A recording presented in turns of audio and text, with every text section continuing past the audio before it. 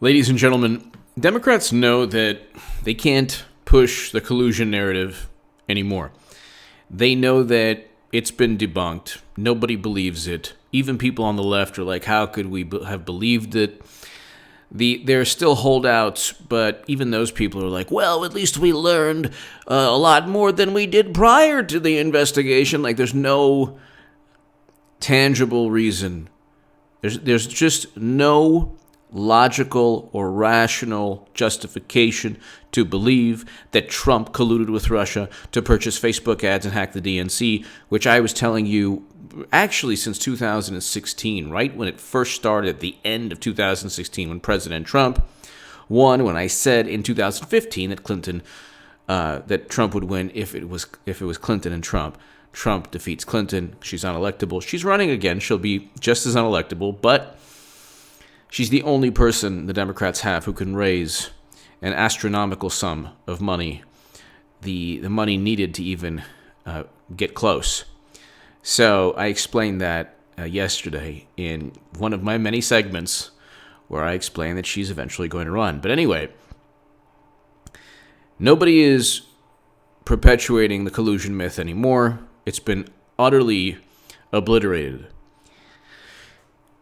What they're going to push is obstruction.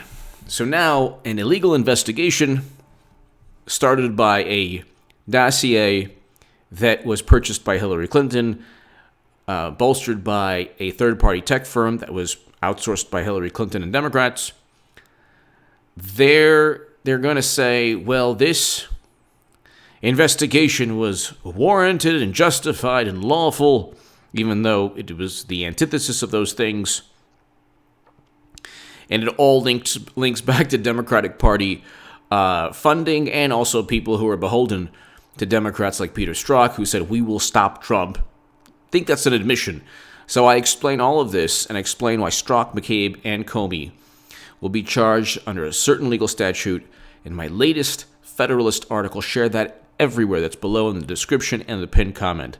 My latest article in the Federalist, I explain why Comey, Strzok, and McCabe are going to be indicted. So please share that everywhere. But they're going to push the obstruction myth. It's Plan B. So if they couldn't prove, actually Plan B is Trump's taxes, which they're never going to get, which is hilarious. But this is Plan 2A. There's the initial plan was to say, well, he worked with Putin to buy Buff Bernie coloring book Facebook ads and hack the DNC to inform the country that Bernie Sanders was cheated. The next step is, well, he obstructed justice. And I'm going to read you, you can't obstruct an investigation that didn't have a predicate crime. They weren't even investigating a crime. They were investigating the possibility that something happened somewhere with Trump and with Russia, and they've muddied the waters to the extent that there are enough people now that think, well, it's just something happened. This was a public relations ploy, in addition to them trying to oust a duly elected president, them trying to frame and set up Trump and everyone around him, them engaging in unlawful, unethical surveillance that broke laws. I explained that in my Federalist article. But here, this is what William Barr wrote, Obstruction of Justice. This is his summary or the Barr memo. The report's second part addresses a number of actions by the president, most of which have been the subject of public reporting. The special counsel investigated as potentially raising obstruction of justice concerns. After making a thorough factual investigation in these matters, the special counsel considered whether to evaluate the conduct under department standards governing prosecution and declination decisions, but ultimately determined not to make a traditional prosecutorial judgment. The special counsel therefore did not draw a conclusion one way or another as to whether the examined conduct contributed obstruction. So it wasn't just, oh, well, they let Barr decide. It was they didn't have any viewpoint on it because they didn't think that he obstructed justice. That's what the special counsel therefore did not draw a conclusion one way or another. It's not just what their only goal was to hurt and undermine and harm Trump. If they could find some semblance of obstruction of justice, they would have said, hey, yeah, this guy obstructed justice. Even though we didn't find that he colluded, he made our lives really miserable. There was nothing that he did. Firing James Comey, both Andrew McCabe and Comey said was a lawful act, in addition to the IG report, which said that President Obama should have fired Comey for being insubordinate endless times. If you're insubordinate at your job, you're going to get fired. And this is, Comey just, ran to the beat, of his own drummer, just, covering up Clinton's crimes and then fabricating an investigation into Trump. I mean, this guy was all over the place. There were no rules stopping him from doing anything he wanted. But the special counsel, therefore, did not draw a conclusion one way or another as to whether the examined conduct constituted obstruction. Instead, for each of the relevant actions investigated, the report set out evidence on both sides of the question and leaves unresolved what the special counsel views as difficult issues of law and fact concerning whether the president's actions and intent could have been viewed as obstruction. Look, this is absurd. This special counsel with Mueller was an illegal, unconstitutional, very dangerous moment in U.S. history where you had 13 maniacal Democrats, and then the rest of them were Democratic partisans, one of whom, along with one of the 13, was able to see the Steele dossier before even President Trump won the election. Okay, this is the kind of overt endeavor to conspire we're talking about. This is a dossier purchased by Clinton. Do you think they would investigate Trump? Or no, do you think they would investigate Clinton based on a dossier purchased by Trump? Democrats don't use their just basic logic. Of course they wouldn't.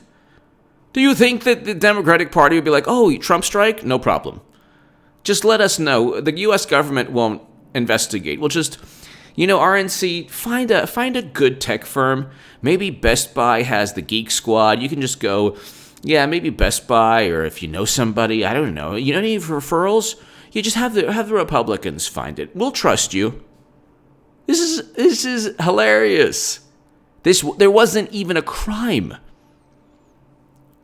Everything was suspicion. And if you showed suspicion about Clinton, you were a horrible person, even though she did violate legal statutes. Trump did not. Comey even stated she did. She transferred top secret and special access program intelligence outside of the United States government. Outside, how do you do that? Well, I don't know. That still hasn't been addressed by the FBI. We don't know. And that's part of the problem. And I explain about her top secret emails, about her deleted emails, debunking the Trump-Russia myth, books I wrote in 2017. The special counsel stated that while this report does not conclude the president committed a crime, it also doesn't exonerate him. Guess what? Mueller and 13 Democrats, one of whom defended Clinton, the Clinton Foundation, in a case, and then 7 gave money. It's like unbelievable. Could you imagine 13 Trump supporters? They would be like, "What? It's so biased." Everything they say, it really, any accusation they level at Trump, if you just look, they're hypocrites. Just the flip side, the other side of the equation, the other side of the coin. They're being disingenuous. They're being hypocrites. It's on any issue, especially Trump-Russia collusion, because guess what? 20% of U.S. uranium capacity was sold under what presidency? Oh, yeah, President Obama's administration. What is President Obama's administration? So... But here, the special counsel states that the special counsel decision to describe the facts of his obstruction investigation, his tweets, firing Comey, who should have been fired. Give me a break. McCabe made a huge issue in Congress, like nothing ever changed from Comey leaving, and the good men and the women of the FBI are going to continue to investigate and torment Trump. And so nothing changed. They found nothing because there was nothing to find, because they fabricated everything. I've been saying this forever. Now we know. Now even the left is like, oh my God, how did we believe this? No one believes the collusion narrative. Now comes the big payback. Like James Brown, the big payback. Now we find out why, and I explain in my Federalist article. Get that viral. Share that on Twitter. If you're on Reddit, if you're on any social media platform, share that. My latest Federalist article on why Comey, Strzok, and McCabe should be charged under a specific legal statute, and I give all the evidence. Not all, because there's like a litany of reasons why, but most, the primary points. The special counsel decision to describe the facts of his obstruction investigation without reaching any legal conclusion leaves it to the Attorney General to determine whether the conduct described in the report constitutes a crime. Okay, it doesn't. Of course it doesn't.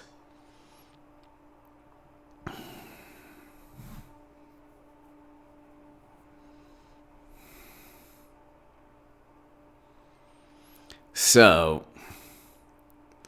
he goes on to say, Deputy Attorney General and I have concluded that the evidence...